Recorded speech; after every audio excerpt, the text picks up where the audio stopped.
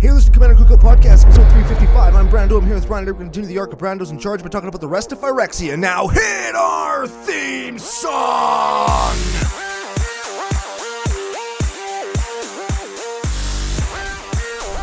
Hey, Ryan. We're back for yet another whirlwind adventure. How you doing? Good. What is going down? Whole ton is going down. We're going to continue the arc that is the ship steered by me. We're going to tell some stories about an event that we went to. We're going to tell some stories about an event that I went to in preparation for this show. We got some stories to tell, some people to thank. Before we get to any of that, we have to thank our official business daddies, FusionGamingOnline.com, your source for all your gaming needs. Very much so, and I got this to say. Okay. So I put an order in, FusionGamingOnline.com. Okay, all right. Put it in on the 6th. Okay.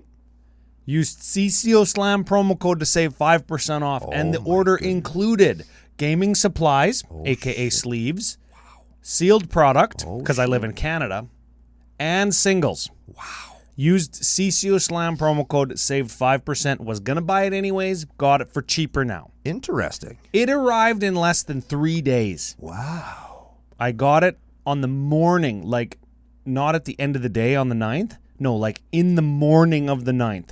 Wow. And I put it in on the 6th in the evening. And same day marked as shipped. Same day. Let me hit you with this, because I think they're trolling me. Because I made an order. Then I do the second order, because it's stuff I forgot. Then I forgot another card, one card, so I made another one card order. Why don't you just remember? Then I decided I wanted something else, and I just, fuck, whatever. And I ordered it again. All on the same day. Same day.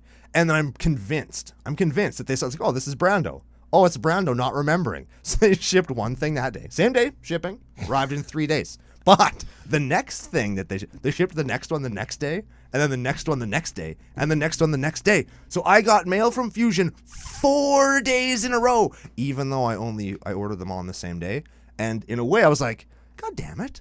But then I thought about it more, and I really appreciate that they went through the extra trouble of trolling me, because then I got something fun in the mail every day for a week. You know, you could just build the cart, leave it for a while till you remember the thing that you forgot. No. Oh. No. I refuse to. I will not do that. I will snap by everything. Add to cart, pay. Individually. Whoa. Well, if you wanted to do that for some high-end gaming supplies, could do that at geekwood.ca, where a special promo code CCO Podcast saves you 10% off all your high-end gaming shit. You got dice rolling towers and sequential segmented sacks. Wow. Dice with frogs in them that you saw last week. Dice with eyeballs in them that we saw at the show with JoJo. Yes. And lots of other things as well. Joe's wife had dice earrings. We had the D10 earrings, which got are really them from cool. Geekwood. Yeah, and they look cool. Didn't even know, but now I know. They got earrings, and she saved 10% on them, and it helps the show when you use the promo code. That it does. Very cool stuff, and we're working with Geekwood on something in the future, but I can't say nothing about it yet. Working on it in the future. Yeah, and if you want to see it, you keep tuning into CCO Podcast like the wonderful patrons did. We have 3 new ones. Oh, shit. Yeah, so here's the thing. Go to patreon.com/CCO Podcast. You sign up. Each reward tier has its own unique benefits. These patrons signed up at the benefit level to get a CCO nickname. The benefit level. Yes. And we say that with the finger quotes, which you could see if you're watching on YouTube, which you fucking should be, because Joe works really hard to make us look cool. And if you meet us in real life, which you're going to be able to this year if you live anywhere in the continental United States, you're going to know that we don't look as good in real life as we do on these shows. And that's all Joe. Except for me. I don't know. I think I might bring it down. All by myself. The average good-looking levelness? Yes. Like, I have lots of abs and pecs and muscles, but the rest of me is just kind of a mess. Just janky. Yeah, it's like a EDH deck with foil land base, not foil everything else. That's right. White border. Ooh, yeah. Heavily played. Like your mother. Oh, shit. The patrons. Yes. They're probably heavily played. First one. And he's coming to Vancouver CCO Experience with us. We'll talk about that in a minute. Okay. David Gill. Gill? There's got to be a fish joke in there. There's got to be a fish joke. Well, because fish have gills? Yes. Dave Gill. Dagill. DG. Dave Gill. Daigle. Daigle. Nah, that's Daigle. that's got to be a fish joke in there. Daigle like bagel? Daigle? Oh man. Daigle with fish sauce. Oh. Yeah. Fish sauce that you get from like Chinese food restaurants? Yeah. Not like that really smelly stuff that tastes really good but smells so bad. Oh yeah. Hey, that's You and Rebecca actually had me eat that for the first time. Oh shit. Oh, I ate 2 foods for the first time this week. 2 new foods.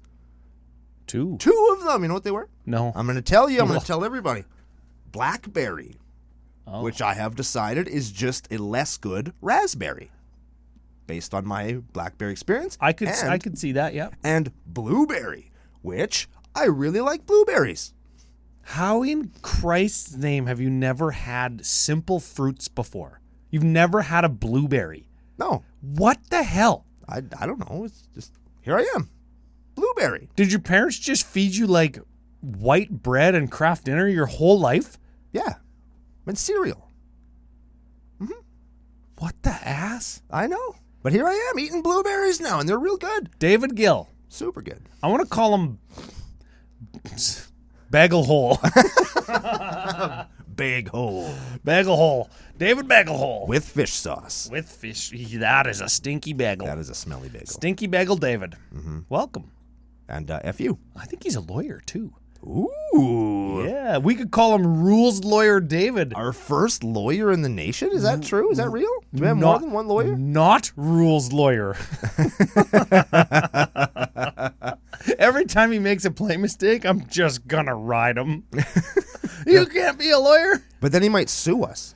Ooh, maybe he could like be one of those like, Can we call him Sue? we can call him whatever we want. It's our show. Next patron, Okay. Matt Hefferon. Heifer. Is it a cow joke? Yeah, is that a cow? A heifer is a cow that is castrated? Is that what that is? I think so. I always thought it was a cow that was fat.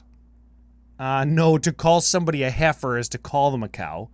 And I Oh. think when a cow is prostrated, It's prolapsed. Like, what the hell? when a cow is castrated, Cows aren't cows. when a bull is Oh, castrated, they're- yes, when a bull, sorry for all the frickin' veterinarians out there, when a bull is castrated, he doesn't have the testosterone in his bloodstream anymore, so he doesn't build the muscle mass, and he looks more like a regular cow that you think of in your head.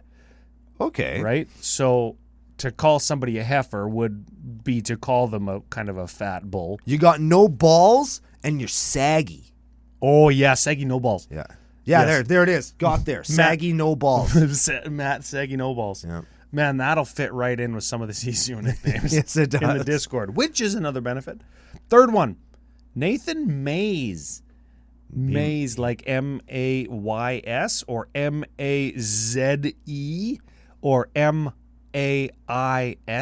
Let's stick to the farmyard. This is a corn reference. Oh, Nathan Cornhole goes right along with David Bagelhole Yep. And no balls. and Matt No balls, bagel hole, cornhole. Welcome. Who named that game?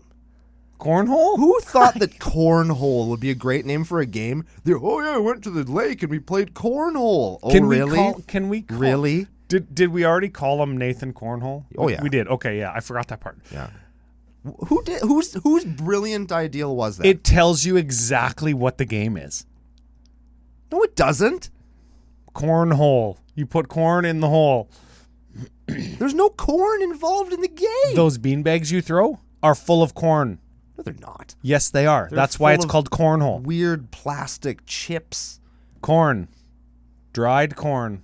There's no chance of that happening. Dried corn. I'm gonna rip open a beanbag just to show that there's no. No, corn no, in it. cornhole bag.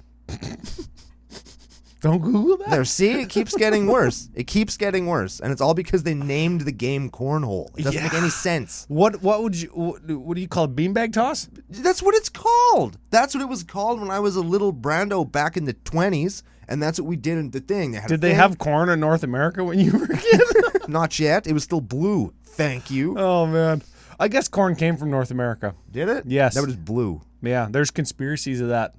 churches in the UK that were built before anybody from Europe came to North America. That's when those churches were built, but they have like corn motifs carved into their stone. Conspiracy! I could call into your radio show. Maybe it's not corn that's carved in there. Maybe it's something else. I don't know what corn looks like. Maybe corn has to live somewhere else on the earth that they've been. Well, now it does, but not in like the 1500s. Corn's not as old as you, Brando. Huh. Yeah. So big thanks to all the patrons. Get your Patreon Discord access linked up and scissored up, and get your nicknames figured out. This is what you do with your Patreon account and your Discord account. If you're watching on YouTube, you'd see. Mm-hmm. We are talking about Phyrexia All Will Be One. Phyrexia All Will Be One. There's lots to talk about. Did you know I found out recently, doing my what I call research, last February. Internet research? Oh, you must be smart. Super smart. And always right, and nobody, not even science, can convince you. That's right. Maybe the Phyrexians, though, because they're good at science. Let me hit you with some science. Sure, I got you. Because science is essentially math. Yes. Here's some math. Last February, most popular Magic the Gathering set all time came out, based on number of sales. Sure. Kamigawa Neon Dynasty. Not true anymore, because now, this February's set, Phyrexia All Be One, the new most popular set. I think they just say that. I don't think they did. This is a pretty popular set. This is a pretty good set. This is a pretty popular set. I see lots more people talking about this one, and not even like, oh, the cards are so good. Oh, it's a red. It's just they like the aesthetic and the story and all the different foiling variants. Yeah, we're gonna get to that. Man, I read some of the story in preparation for this, and man, I learned one thing. I learned two things. Three things. Some heavy stuff. Three things. One, I think that the Phyrexians are the best Magic the Gathering villain. Yes. I'm gonna be sad to see them go. Oh, they're not going anywhere. Or even then, I'm going to be sad to see them not go. But we'll see how it goes. We're going to see how the next set turns out when they beat them. Number two, Jace is an idiot. He is an idiot. That doesn't count as number two. You already knew that. And he's a bad hero. Yeah, but I never read the story before. I never sat down and read story stuff before. I just assumed he was an idiot because like he keeps getting his... He sucks. Yes. But he actually sucks, and I'm going to tell you why in a second. He got ganked, though. Oh, yeah, because he's an idiot. Because he's stupid. Screw the other thing I learned. Let me tell you why Jace is stupid. Sure. One, he's the only one that knows how to use the only thing that can save the multiverse from the Phyrexians. And what does he do with that knowledge? What does he do with it, Ryan? Keeps it in his fucking head and doesn't tell anybody else how the thing works. Oh, what's the thing? The filigree Silex that's going to blow up all the Phyrexians. Yes, he's like, I'm the only one that knows how this works. Yeah. Look, I got a piece of hair that's coming out sideways of my hat. Look at that. Worse. Sorry. This other person with the pink knives, she knows sort of how it works, but not really. Oh. But you know what? That's Kaya. We're going in with a super sweet strike team, but I'm not going to tell you guys how it works. In case things go to shit, you don't need to know. It's fine. I'm going to make it. And then what's the first thing he does? Runs off by himself because somebody who's obviously been infected by Phyrexian oil says, oh, please come to the most dangerous spot of the sphere and save me. Is that Vraska? Yes. That's his bae. And then what happens? She ganks him. She gets him. She gives him the old metal tentacle. And who saw that? Don't Google that. Who saw that coming, Ryan? Everybody except Jace saw that coming, Ryan. Everybody. I think that Jace was going to get ganked by the Phyrexians. And he did? He did. And I like his card. When we talk about blue cards, I'll be talking about him. I like Vraska's card. Oh yeah? Way better. Hey, maybe we could be Phyrexian buddies. Maybe we could. Phyrexian butt buddies. I mean, if you don't like Phyrexians, this set isn't for you. And I hate to say that. But I think everybody likes Phyrexians. And if you like a certain brand of Phyrexian, you're here. Because there's 5 different ones. And we're going to get to that when we talk about the aesthetic of the set, which is something I got really excited about. Yeah, well, where do you want to start? Do you want to start with the aesthetics? Let's do cards at the end, because I think that... Cards at the end, sure, because I only got a couple that I want to mention. Me too. Okay. So, aesthetics of the set. You're an artist. Yep. And looking through the set in general, there's lots of like cool like sci-fi body horror stuff. Lots of arms and legs where there shouldn't be, or lots of stuff that looks like it should be on Resident Evil. Yeah, lots of things that are mouths and they're scary. Lots of big teeth, and everybody knows that mouths and teeth are scary. And lots of stuff that looks very like you're on a ship of Alien. Yeah. Yes. Lots of Geiger was his name. Geiger, HG Geiger. I think the so. alien art. I think Joe so. will put it on the screen so that you guys can see. But if you look in the actual set, if you look at the colors, like all the white ones are lots of like angels and like porcelain faces and armor plates. I do and like that. the bright white sky. And then when you go to the blue stuff, it's all kind of dank and caves, and there's little like LED light cameras on everything. Every creature has like extra eyeballs on it, and the walls have eyes, and everybody's looking at everything there all the is time. lots of eyes on everything. And when you go to the black one, it looks like the traditional Phyrexia, where it's lots of like stone and gear, and the dross mist is everywhere, that green stuff, right? That like will infect you through the air and make you die, because it's like it's all conflict and carnage and arena stuff. And then you get down to the red stuff, which is the furnace, and it's all fire and molten lava and machinery and all that kind of stuff. It almost feels Right? like there's, I was going to say 5 different worlds, and then I said 5 different factions in my head, and that's exactly what you're describing. It's right? exactly what it is. It's one world with 5 factions on it, which makes the whole all will be one thing kind of weird. But then you get to the green stuff, and it's all weird, fucked up trees and shit. Is somebody trying to unify all those 5 factions to fight against the good guys? Elish Norn. Elish Well, Norn. sort of. Elish Norn wants everybody to listen to her. Not the Oh. Phyrexian scriptures, to her. Which is, again, She's the big baddie. that's a crack in the armor, I would suggest, because the Phyrexians are all about not individuality, and here we have an individual trying to take over. Ooh, that's a plot twist. That's a plot twist. Maybe that's the weak point. And what Take out twist? Elish Norn and the rest unravels. Would you mind? And they're trying. Urabrask and Shieldred are trying. Urabrask? Urabrask is Oh, the he hero wants- of the day, sort of. He wants to fight. Yeah, the whole thing is like Yeah. the Urabrask's invading, and the Planeswalkers using that as a distraction so they can get down to the tree that they're building. There's a tree that the Phyrexians are trying to grow so that they can go into all the other worlds and stuff. Oh, like the World Tree? Yes. That's what Vorinclex was doing in Kaldheim. He's right. doing World Tree research online. That's right. He went to Google, typed in how to make a World Tree. And then instead of seeing pages, he got sucked into the computer and downloaded onto Kaldheim, and all of his skin fell off. Ooh. Yeah. Well, them Phyrexians, they don't like skin anyway. Yeah, they don't really like. But then all the skin grew back, which is kind of weird. Oh. Was it hairy? I mean, not really. He's you know what he looks like. Yeah. It's kind of. I like it when it's not hairy. So I think aesthetically, this set is unbelievable. The art is Yeah. not my favorite of all time, but No. I really like it. There's always something interesting to look at, and very few of the cards are boring. And they have a real cool unity to them. Like everything kind of looks. You can see they're where all on the plane it's Phyrexian. happening. Yeah, but you can see where it's happening on the plane, even if it's like a red card that's happening in the. I can't think of all the names, but if it's happening like in the Grand Cathedral of Elish Norn, you can tell. You can Yes, see that yes. immediately. And I think that's something really, really neat. And you don't see that all the time on cards. So good on whoever decided to do that. Yeah. When you have things that are as visually striking and pleasing as a lot of the art in this is, it's very iconic. Yeah. And you can tell exactly who it belongs to. I love the white body plates with the red, I don't know, sinew, muscle, fiber ribbons that come out. I love the meat dresses, like those they look like blood vessel dresses. I like It's those. like Space Lady Gaga. Yes, it's very Lady Gaga meat dress. I keep saying that, and I keep going back to it. I like all of that.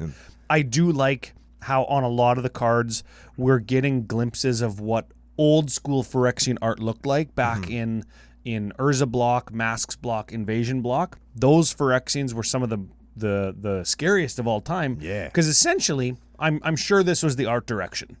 Take a scary thing. Maybe it's a baby face. Maybe it's like half of an animal that you saw roadkill. A lawnmower engine with an axe. And then mold it together with just like parts of machinery. That's your bad guy. Draw it. And then that's who they have to fight. Yeah. And I like that. Yeah. And we get some glimpses of that in this with all the eyeballs and all the different real crazy, unproportionate limbs and bodies and Like heads. how does that fly? How does that do anything? Yeah. It's a squid. How does it fly? It's covered in cameras. What the hell? Yeah, how does Jin Gitaxis not fall over when he walks? Lots of core strength. Yeah, that guy. I think that guy never skips chest day. I'll Yes. tell you that much. Speaking of aesthetics, Yeah. we're going to go into the specialty art treatments. Now, one of them we haven't seen in real life yet. the oil slick stuff. We haven't actually seen them yet. What do you mean we haven't seen them? Because physically we can't get them yet until March. Why? Because they're not released yet. They only come in the Phyrexia and all will be Wundle. Oh, did you make that up? I did. Yes, I did. Yes, I did. And I like it. Man, I was going to call it a fatty. The Phyrexian fatty with a PH. Which is also fine. That also works. But so we haven't seen those ones yet, so we don't know physically what they look like. They might be etched. We don't know. Yeah. I hope not. They might ruin everything. But aesthetically, I think that they're okay. I like the land. The lands look really neat. They're going to be on the screen for you right now. If Which lands? The full art foil lands with the Phyrexian landscapes, or the Mark Riddick heavy metal lands? Neither. These are they're all black with like darker black detailing in it with like the brightly colored, like the San Diego Comic-Con kind of esque looking ones. Yeah, those are the oil slick ones. There's 20. There's the lands. There's the all 5 lands, and I think 20 other cards that you can get in this oil slick treatment that we haven't physically seen yet. You can only get them in the Phyrexian 1 bundles. That's why they cost so much. Because you get I've seen these before. In each Phyrexian bundle, there's a pack of 12 cards. In the pack of 12 cards, you can get 2 of each basic and 2 random of the other selection of cards. If I were to call these or describe these to people who aren't watching on YouTube, which you should be, is imagine you have a card and you blank the entire card so it's just the foil layer that you can see. Mm-hmm. And then you silk screened a black layer or black line work on top of the foil. So it's either black or foil. And that's it. That's not exactly it, but that's a very close approximation to that. Yeah. The lands, of course, have the mana symbols that have some color, but you can imagine exactly what I said. Blanket, so it's blank foil. Yep. Silk screen the blue island mana symbol shape onto it, and then silk screen black line work over top that. Yes. I think that they're going to be very cool to look at, and I hope that the foiling process, like that, the type of foil they use, is a good one. Yes. But I'm probably just going to play regular lands. No, here's a question. Yes. Here's a question. Now, I would suggest that they kind of replaced the I don't want to say the lottery cards. Oh, and they're raised foils. They replaced the lottery cards in the set with these, and then put them somewhere where they're not in the set, so you can't open them as if it's a lottery. Was that a good idea, do you think? I never know. Right? To push people towards a bundle? Like, I don't... You can get the what's the word? The prototype, those ones there with like the white and the color and the prototype Predators. You can get those in the set. Yeah. But you can't get these oil slick ones just in cards. Like, you have to get these oil slick packs, thus creating a scarcity and a high price tag for these bundles. And that's how they do it now, because they either make a higher profit margin on the bundle, we don't get to know, or it's cheaper to distribute these, or it's cheaper for distributors to buy these and they can upcharge for them. We don't get to know all that. Yeah. But they create that artificial scarcity as a means to move product on the global level. And that's what makes it the best-selling set ever, is let's diversify where we're putting lottery-style cards, so vendors have to buy a whole ton more to get the amount of real rare cards that the environment or the market demands. And here's I'm going to continue on that because I think that's not a negative take, and I think that we can continue that by saying, if you know where all the lottery cards are and you know you're going to get one, I think that kind of not justifies the price tag, because they're a little bit too much now. But like, I'd pay $100 for a bundle, knowing for certain that I'm going to get cards that I will be able to trade to somebody for something that I do want if I don't get what I want. And in the all will be Wundle, you get that white and red click down dice, so which I really want. Lots of neat stuff going on there. Yeah. So I think I'm cool with that. And then we get onto the oil splatter. We could call them that. Ones. I like the looks of those. I like those too. I like colorizing those for the Thursday altar auctions. They look fantastic. You mean every Thursday on our Facebook page? That's it. Yes, you do. I like the ones that they have the splash of color kind of already on it, the watercolor cloud. Love that. Yes, it looks like you take a white canvas, put some watercolor on it, and then do all the black line work on top with splatter. The Rhea Bane of Buttholes is one of my favorite looking cards in a very long time. I really like that one. The art splatter one. It's got some purple and some. It's just really cool looking. I like the line work thing on it. It's just really nice. Let me bring it up here. Oh yeah, that's cool, eh? And you can see the horse and stuff. It's a really cool looking. Rhea Ivor Bane of Bladehold. Yeah, for Editor Joe. Yeah, Aya Rider Bane of Butthole. Yeah, that's the one. That's the card I meant to say. Yes. Okay, cool. I really like. Okay, I saw this on the raw cut. Oh shit! Of Brando's box opening on CCO, the BBO of CCO for Phyrexia All Will Be One. I saw what's the name of them? Dolce & Gabbana foils with the Phyrexian symbol foiling process on them. Step and complete. Step and complete. Sounds like a dance move foil. With the Phyrexian symbol foils that are overlaid, kind of like the Galaxy foils were. Those are cool. Those look so fantastic, and I laughed. I laughed twice, very hard out loud when I went through the initial run of the BBO of CCO2. Very funny. Thanks. It's coming up on a future Friday in next week or the week after, and I saw those foils, and I really like them. Yeah. I like the white and black, like the ink blot step and complete foils. Look fantastic. They're really cool. And I think you get one in every collector pack, right? Step and complete foil. You get one step and complete foil in every pack, and most of them are the splotchy.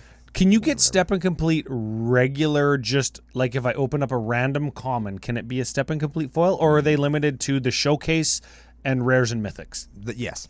There are specific showcase commons and uncommons, and then the rares and mythics. You can have a combination. Can be step and complete. So I could get a step and complete Phyrexian Jace. Yes. Tentacled Jace. Yes. Okay. Yes. Cool. Yes, I did. Oh. Didn't keep it though. Oh no. Couldn't read it. I've got. I ordered a foil regular art, regular English foil Jace. Wow. From FusionGamingOnline.com. Didn't order from your buddy Brando though. No. Well, I know that you sort of play the booster box style game where you trade stuff in so you can finance the next box. So I can keep doing it. Yeah. I suppose. Okay. So here's the thing. I think that those videos are fun and I like featuring them, and people like to watch pack openings. So if you're a patron supporter and you want to send your box or have a box sent to Brando, you get in touch with him on Discord or Twitter or whatever, and he'll open your box for you. And then send you the cards. And send you the cards. Yes, most of them. Yes. Yeah, you get any step and complete foils. Brando might throw them across the room. No spoilers. No spoilers. No cards got ripped in half this time. No. And there was a couple really good rips. Yeah, I got a couple of good cards. Yes. I won't say that you got the best and most expensive card in the set. I was close. But you were freaking close. I was close. And we can say we got close because I think they've hit it this time in special treatments. I think personally there's too many Elish Norns in this set. Oh. There's too many. There's the regular one, there's the Phyrexian one, there's the whatever. The white-sided one, there's the oil slick one. Yep. There's the splatter one. Yep. Then there's all of those in foil. Yes. Then there's 3 of those in step and complete foils. There's 13 versions of one card. Did you count the anime ones?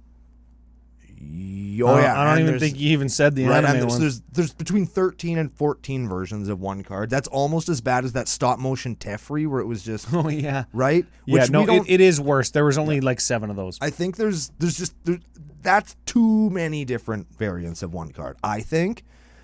And it's I don't care. How am I going to collect them all? But it's like nobody collects them all. Yeah, nobody does anymore. Or I shouldn't say nobody because people are out there who do that. But the people that collect every single version of every single card in every single set are such a small. I won't even say a minority. They're a small minority. Yeah. Of the minority of people who are collectors of every card in a set, a very small percentage of those people collect Literally every single printing. And for people who say it's hard for vendors, It's a pain in the ass for vendors. it's a pain in the ass for vendors, but it's also their job. And I'm not a guy that says, do your job, you're getting paid to do it.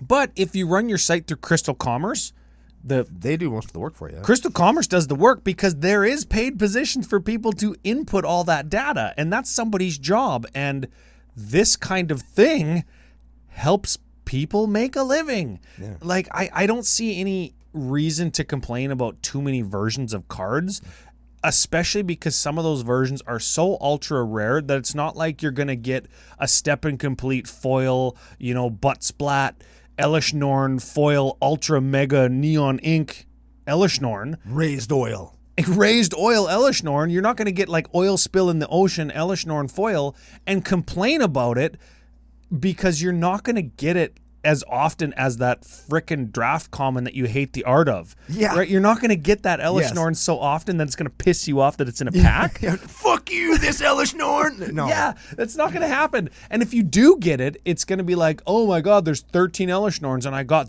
this one. It's only $250. Right? You're going to get it and you're going to either trade it in to turn it into more stuff, or you're going to keep it because it's the most expensive card in your collection. It's like the prized jewel, page 1 of your binder. And let's say you're an aesthetic person like myself. Yes, right? very much Brando. I did open this, there's an Elishnorn who's going, blah, and she's screaming. Don't really like that one very much, but I did want an Elishnorn. Is that the mango one? Yes. I like that one. You got it in foil? No. Can I paint it? If you want to give me some money for it.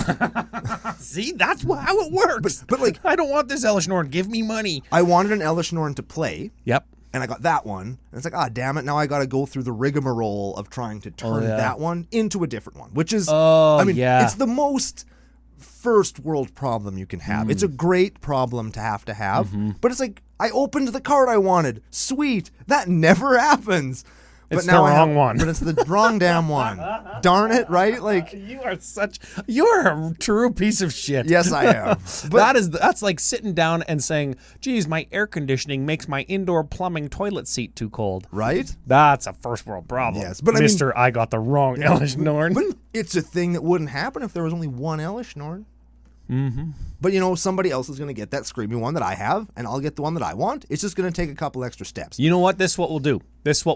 Okay. If I crack any, because we got the CCO experience coming up, I think it's going to be Phyrexia boosters. Oh yeah. And if I crack an Elishnorn that you want, we'll trade. Okay. We'll trade. Okay. That's a good idea. Okay, I like that. That's a good ass idea. Oh, I just touched the microphone with my chin. Ugh. Oh, terrible.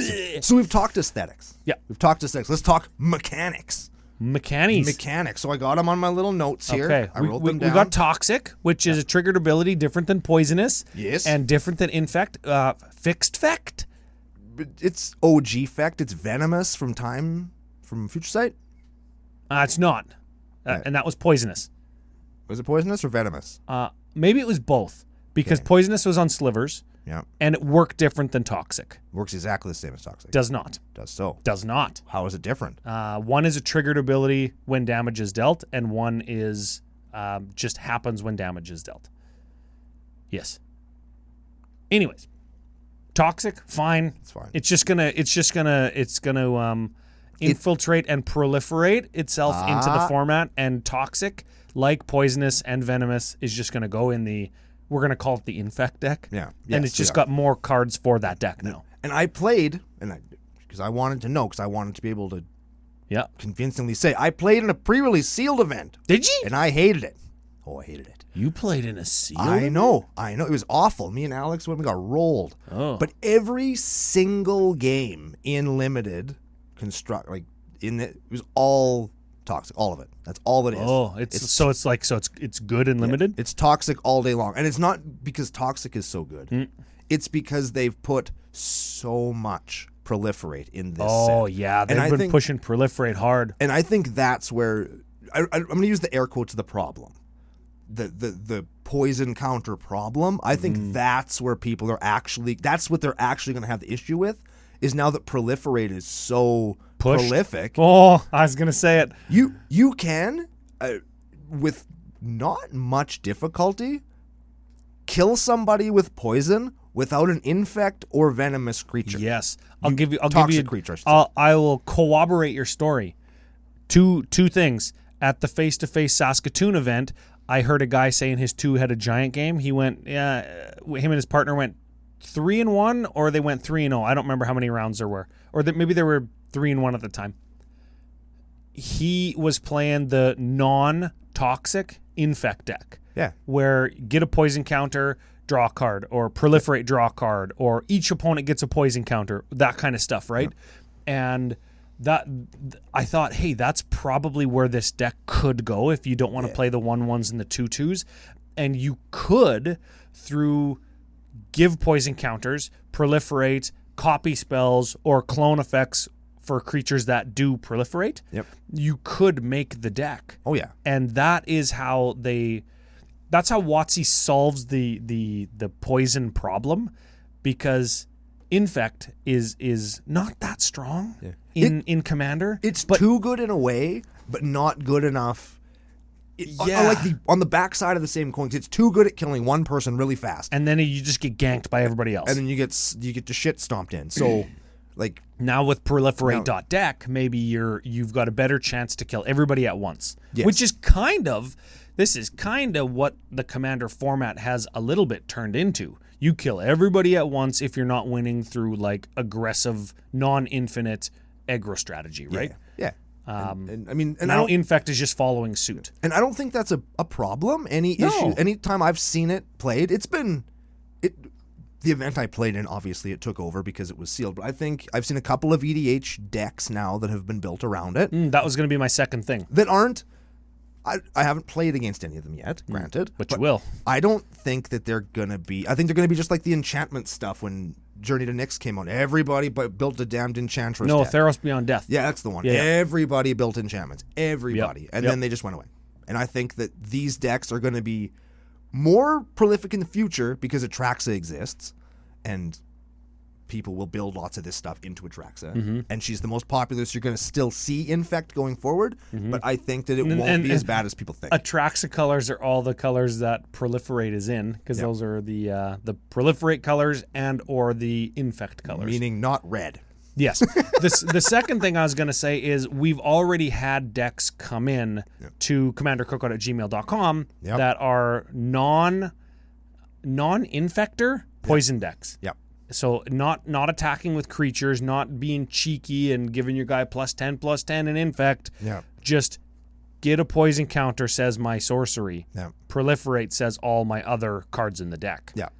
Which I think is just it's a new way to play poison, and it makes the format more diverse because there's more options to use more cards that do this thing that used to not be good enough. Yeah. It's like giving Mira its own commander, or giving Which was awesome. Griffins their own commander. Also awesome. Right? It's the same thing except with a mechanic. Yeah. You're just giving a mechanic new tools to do its thing. Yeah. And we could say the thing where poison tribal's a thing now. And people who hate when people add tribal onto the end of stuff, a la Brando, we can say that now, and you shouldn't be pissed off about that. Yeah, I think it'll be good. Somebody out there is excited about it. Yeah.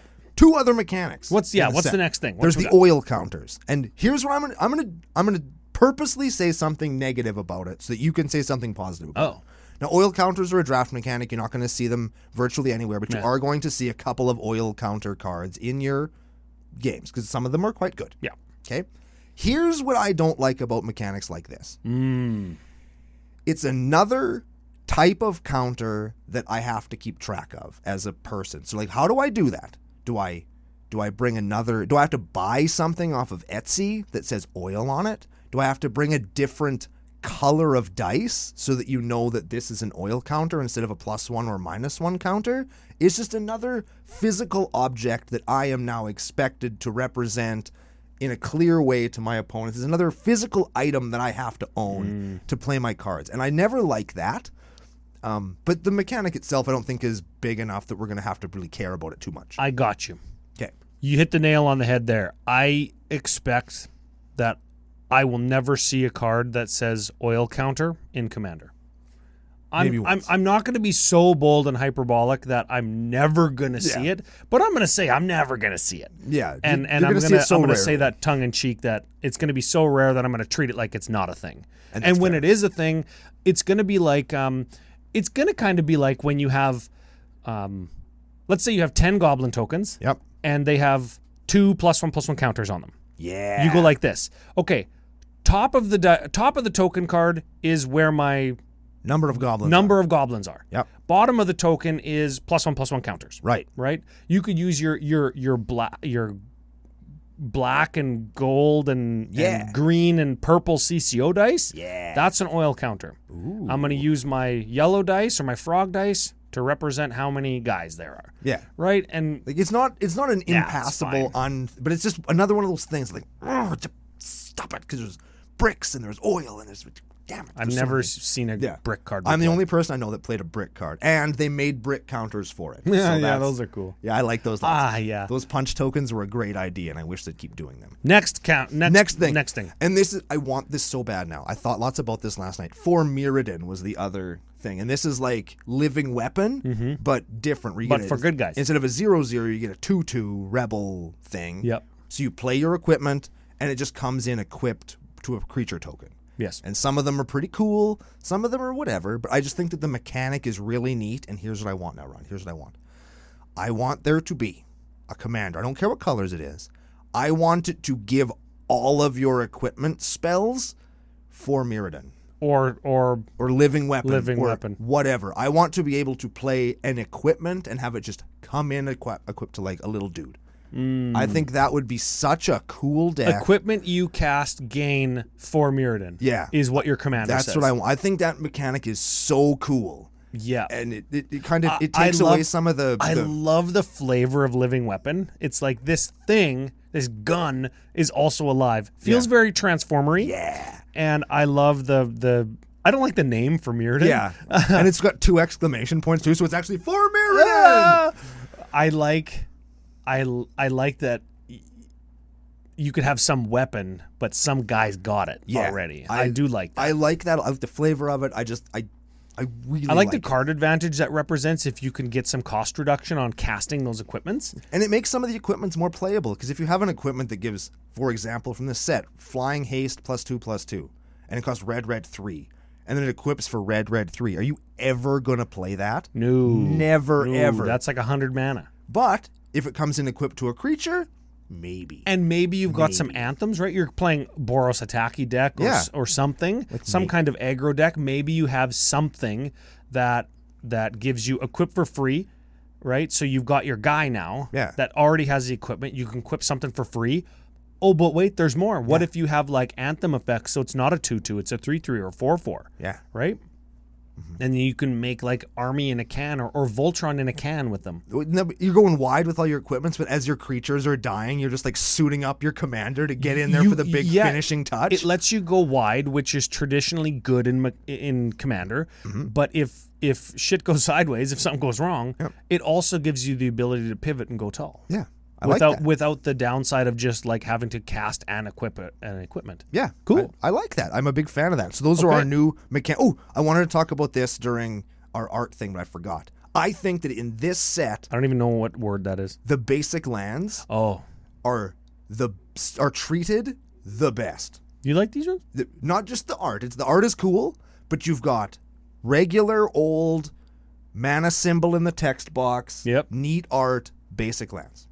Then you have full art, cool looking, basic lands. Yep. Then you have the hard rock, tougher to get to, Phyrexian basic lands. I like those. Mark Riddick did those. He's one of my favorite, most influential artists in the last 2 years of my art career. And then you have the super hard to get oil slick foil lands that Can we call those slick butthole?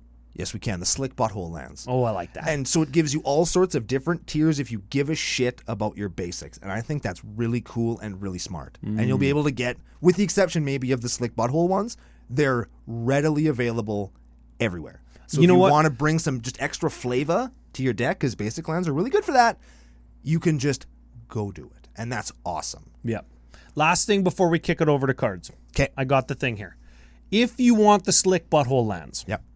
and you come to an event Yep. like Face-to-Face Weekend Vancouver, Yep. where we're doing the CCO Experience Vancouver. Yeah, we are. Or MagicCon Minneapolis. Which we're going to do it again. CCO Experience Mini. Yeah, bud. CCO Experience Las Vegas. Hells yeah. Okay? So you go to any of these places and you shop at Fusion's booth, or you shop at whatever booth that is there, the vendors, because they're all there always. Yeah.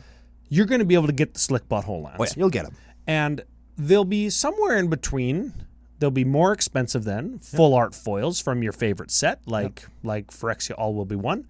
But they'll be cheaper than traditionally desirable lands of old, like APAC or Euro lands or Guru lands or whatever. Or like even like more modern times, Galaxy foils from Infinity. Oh, yeah, Right? that's a good example, yeah. Or even the Kamigawa, the manga lands are going up, right? Like, Yes. So you'll be able to get these for a very affordable cost. Yep.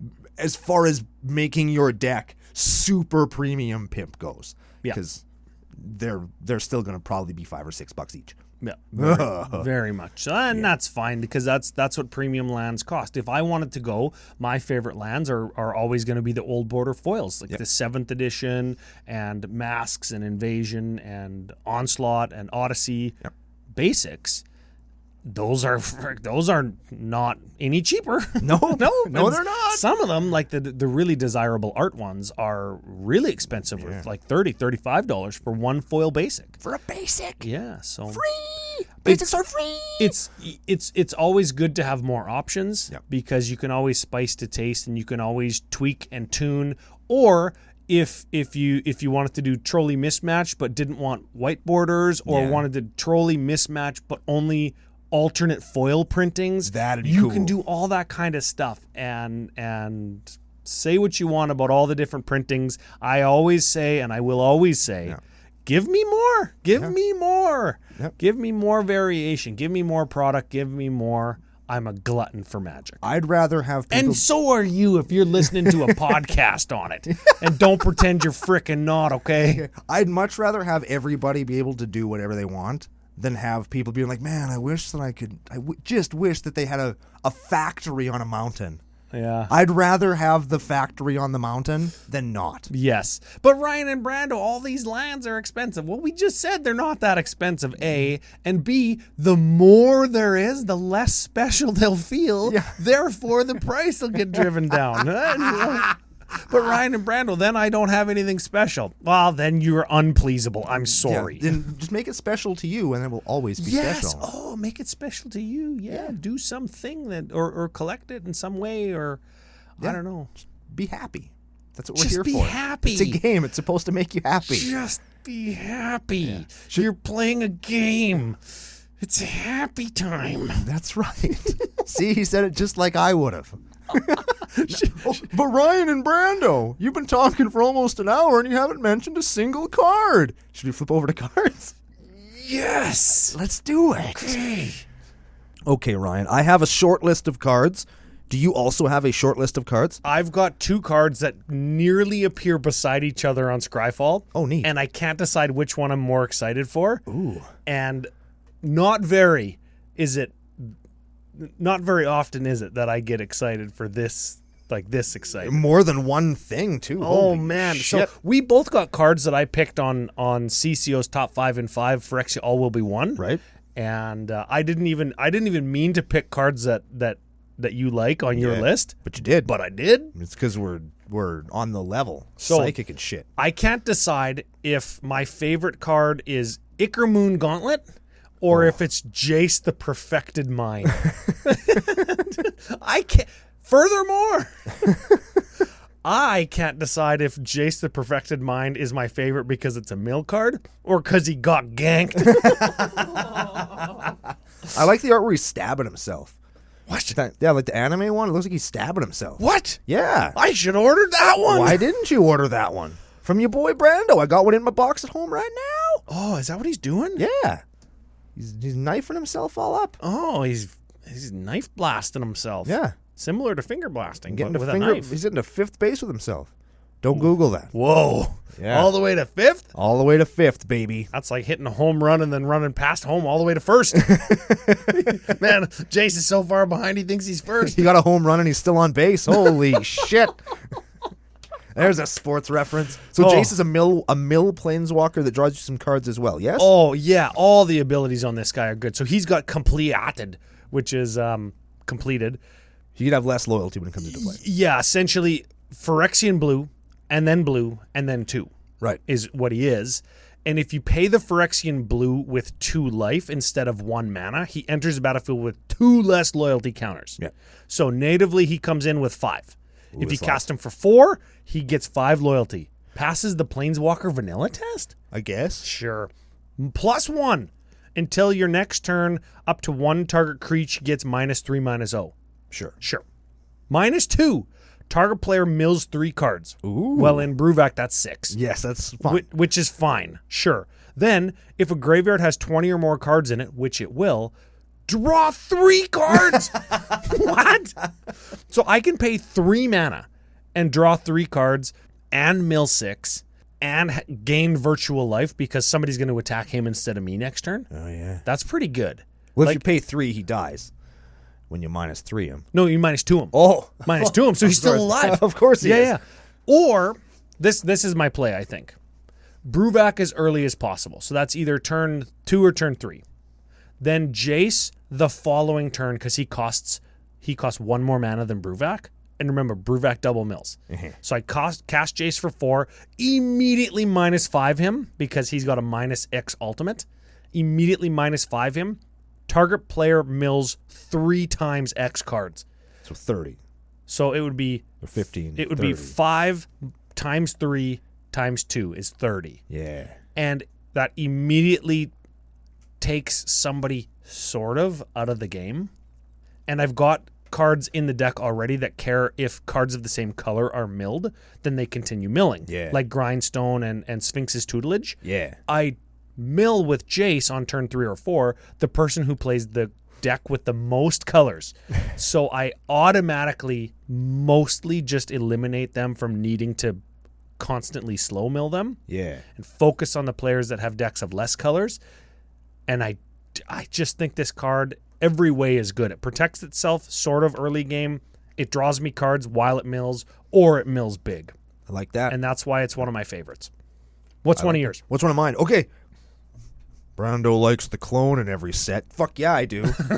This one even comes with 4 Mirrodin in Blade of Shared Souls. So it's a clone equipment that comes into play with a creature token attached to it, and that creature token will be a copy of any creature we control. It has to be one of our names. I seen this one. But then you can equip the Blade of Shared Souls onto another creature, and that creature becomes a copy of a different creature we control. Whenever Blade of Shared Souls becomes attached to a creature, for as long as Blade of Shared Souls remains attached to it, you may have that creature become a copy of another target creature you control. That's right. So you clone the thing that gets equipped. Yeah.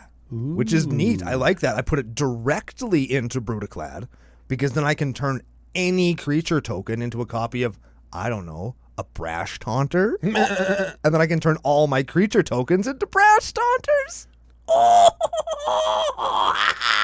Oh, I'm excited. You may have that creature. The equipped creature becomes a copy of another creature. That's right. Or a 7 dwarf if I want to go real big. But I'm pumped for that one. But it doesn't make a token copy. Well, it does if it's equipped to a token. Which it will be. Okay, I understand. Yes, okay. In that particular, but I like cards like that. I like clones. I'm gonna do one more. Sure. One more because I have a few more cards than you have. Sure. Roar of Resistance. Roar of Resistance. Red 1 for an enchantment. Creature tokens have haste. Okay. And good. You can pay red 2 to give all creatures that are attacking +2/+0. This is a good one. I like that it gives your creatures haste, which is just neat. It's on an enchantment that doesn't cost very much, and you can use it to kind of maybe push an opponent's Alpha Strike up over the top, as long as they're not attacking you. You can do you or opponents, yes. right? Yeah. Which is just awesome. This represents a win condition if you're in a sort of go wide strategy. It can push an opponent's attack up to... You know what I like is like Alpha Strike you for 20 and they're at like 30, right? And that's fine because they would go to 10, but then you do this, and they go to like 2. Yeah. It doesn't get them, but they're at 2. Yeah, and that's exactly. kind of funny. Yeah, you like that. Like that lots. Getting them is better, but putting them to 2 is funnier. And remember, if you have lots of mana, you can do this more than once. Hey. If +2/+2 isn't enough, maybe +4 Or 6. or 8. Yeah, I it's like pretty- all I those like that numbers. lots. Yep.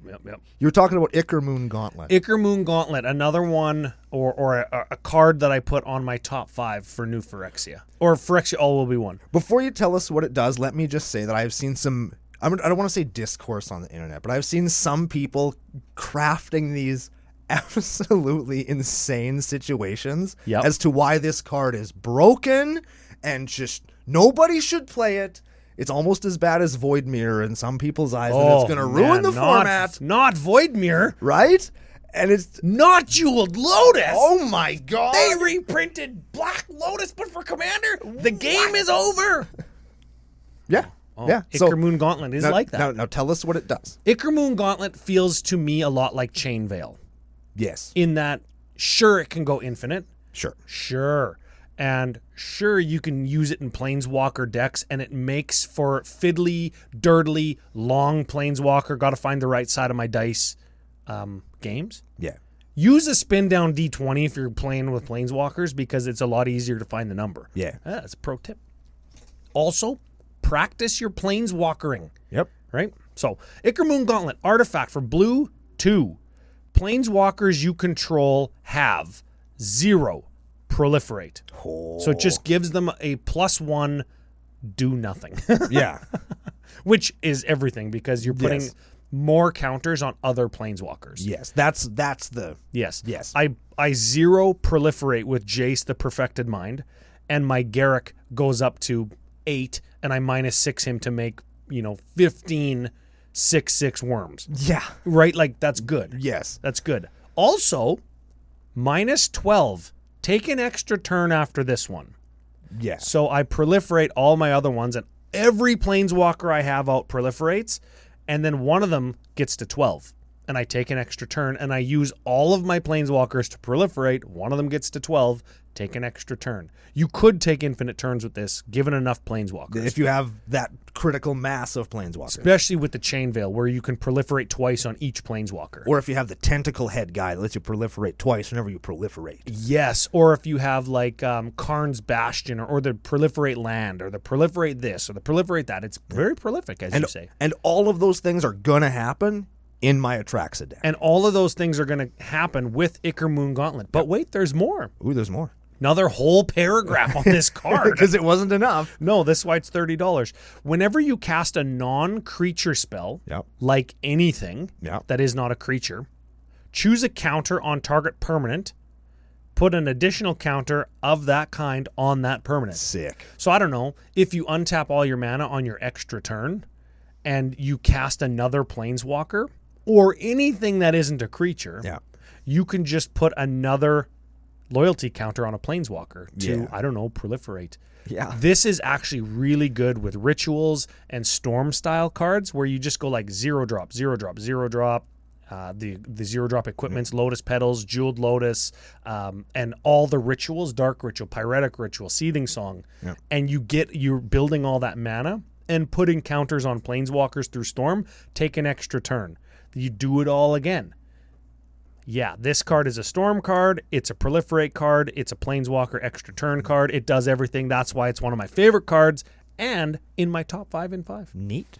What's your next one? Let's hit them with some other ones. So I have this is just I like this card. The Trample Haste, can't be countered, Ward 4, 8/8 for 7, Toxic 4, Dinosaur. Holy What's it called? Jesus. Tyracasis Rex or something? You thought that Questing Beast was the top end of the green do-everything creature? No. How the frick? Tyranax Rex. Green 4 for an 8/8, can't be countered, Trample Haste, Ward 4, Toxic 4 creature. That is insane. That creature will win you games. Yep, that's a Lots good guy. of them. Yeah, Often. if I was you, that's the guy I'd clone. Yeah, I would clone him a lot and then win. Don't be confused with Tyran Rex. Not the same. Not the same. Not the same card. No. Next one up. Now, you told me about an infinite involving this card, and I'm still trying to figure out why I like it, but I know I really do. In All Will Be One, I like the art, and there's something there that I like. I don't know what it is yet, but there's something in that enchantment for Red 3 that is something that I want to play with. And so I've put it in a deck, and I've got it like another one on standby that I could maybe put in another one just in case. But I like it. I like it a lot. All Will Be One is Red 3. Whenever you put a counter on a thing, you deal that much damage to target. I think it's creature. No, it's creature, player, or planeswalker. Yes. And it's super cool, and I'm not entirely sure how it goes infinite with War Elemental. Ooh. War Elemental, and I think it also goes infinite with Quest for the Pure Flame? Quest for... Oh, man. Okay, War Elemental. 1/1 for red. When War Elemental enters battlefield, sacrifice it unless an opponent was dealt damage this turn. Sure. Don't care. They will be. Whenever damage is dealt to an opponent, put that many +1/+1 counters on War Elemental. Ooh. So you get Okay, so you do damage dealt by putting counters on, and then do the damage because counters, then you get counters, then counter. Quest for the Pure Flame is the other one, and both of these cards saw price spikes. Whenever a source you control would deal damage to an opponent, you put a counter on Quest for Pure Flame. Oh, I remember Quest You for put Pure a Flame. Quest counter on it. Yeah. And because you put a counter on something, you get to deal a damage. And then you do another damage and another damage. Then remove 4 quest counters from Quest for Pure Flame, sacrifice it. If a source would deal damage, it deals double that much damage this turn instead. But why would you do that when you could just win? Because you're doing infinite damage. Yeah, what you said. Yeah. So that was a War Elemental. Are the foils of that $48? The foils of what? Quest for Pure Flame? Did I see that right? As of now. Wow, I should... You know how many foils of that I have? Lots? Lots and lots. I played it in Standard. Ooh. Yeah. Foil.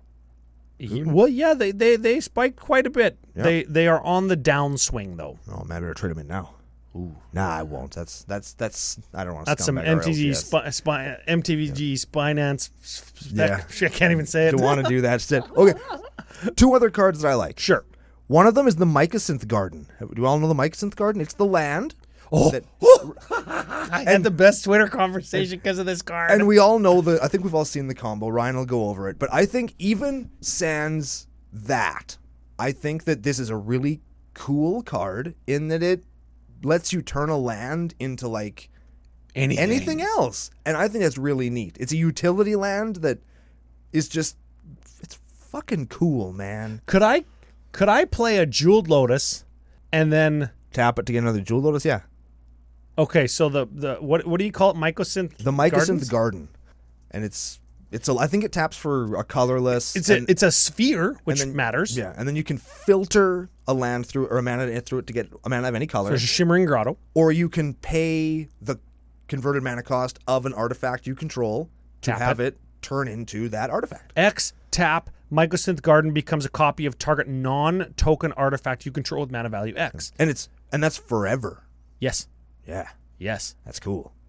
And it doesn't gain this ability, so you do it one time. Yeah, you can only do it once. But let's say you do it into a Jeweled Lotus you go Jeweled Lotus turn 1 and this with some piece of fast mana like a Spirit Guide or a Mox or whatever to turn this into you don't even need to because you just tap it and it becomes a frickin' turn 2 6 mana cast my commander. Yeah.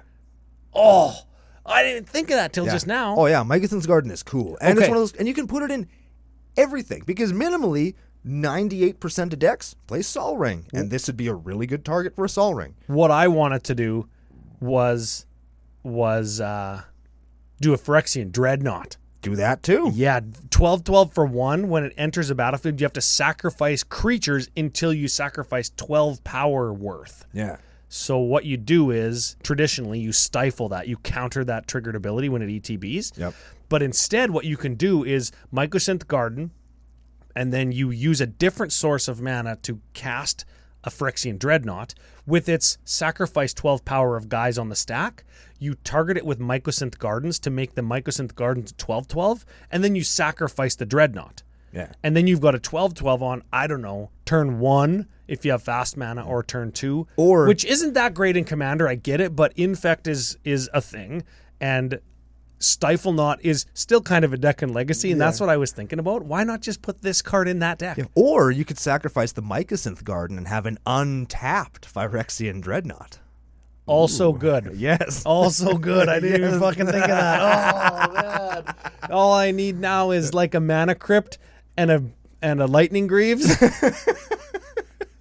Now, last card I want to talk about, and then we'll get the hell out of here. Conduit of Worlds. I think this one was on your list as well. This was on my top 5 list as well, yes. Artifact for green 2, one of those colored artifacts. Yep. You may play lands from your graveyard. Already cool. Yep. But it also has tap, choose a non-land permanent in your graveyard. If you haven't cast a spell this turn, you can cast that card. If you do, you can't cast additional spells this turn. Activate only as a sorcery. Why do I like this? Because it feeds into the big splashy play, and it takes away some of the risk of playing big risk, big reward stuff. Mm-hmm. I tap 9 to play whatever, and then somebody goes, terminate. Damn it. Next turn, do it again. And I like that, and I like that it gives you like kind of a second chance to make a first impression with your stuff. And for any of the naysayers, this costs the same as Timeless Witness 4, which lets you get something back to your hand. You can't cast it, right? Yeah. If you cast this for 4 or Timeless Witness for 4, and you've got an 8-drop, unless you have 12 or more mana, which you probably don't, right? You can't cast the thing same turn. And that's fine. Timeless Witness dies and comes back embalmed or whatever, and you can do it again. Yeah. Or whatever it does.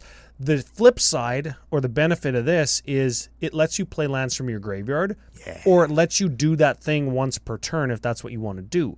So do you want Timeless Witness or this? It'll depend on your deck, but people who say it's not as good as Timeless Witness, I don't think are right. It's not as good in certain decks, and it's better in certain decks. Yeah. And it's cool. Yeah. It's a cool card. Let's just be happy with that. It's cool. Yes. Yep. Another on my top 5, and very reminiscent for me of Yawgmoth's Agenda from Invasion, which lets you play one thing a turn from your graveyard. Neat. Yeah, very cool. So watch that top 5 because there's lots of good cards on there. It's going to come out. Is it already out? It's already out. It's already out. So last Friday. So you can check it out because we're getting near the end of this video, so we're probably going to just pause it there for now in the arc of Brando's in Charge. Thank our glorious sponsors at FusionGamingOnline.com, where you can use special promo code CCOSLAM to save 5% off all that stuff you're going to buy anyway. Some of the stuff we talked about today, or maybe cards that we didn't talk about that you wish we had. Put them down in the comments. We'll take a look at it. Yeah, maybe there's something we missed, because we're imperfect people, and if I'm in charge, we're extra imperfect people. Speaking of imperfect, website. The new one, finally up. It's up. There's merch. Yes, you can go commandercookout.com. It leads to the new website, or CCOpodcast.com. Find the store, new merch. We've got black CCO t-shirts in stock. Neat. Hats already sold out. Nice. But hats will be coming back in stock. We'll have them at future CCO experiences. Cool. There's a plethora of new CCO stickers, which are always fun and popular for deck boxes or water bottles or toilets. They have been stuck onto the insides of urinals before. Yes. Don't ask me how they got in there, but they've been in there. Yep. And of course, if you ever have any suggestions for new merch, you let us know on Discord or email or in the comments to any of our shows. And we'll nothing is off the table. And if enough people ask, like hats, we'll get them made. Yep, we'll do it. Yeah, and the hats were very nice, by the way. Yeah, they're very cool. Yeah, cool. That's what I want to say about that. Okay, so we got website, we got sponsors, we got Ryan, we got Brando, we got all of you. Thank you for being here, and we're going to be back with our second deck tech in Phyrexia All Will Be One. Ooh, and you know where we're going to do that, Ryan? On the next episode of Commander Cookout Podcast. Hit our theme song!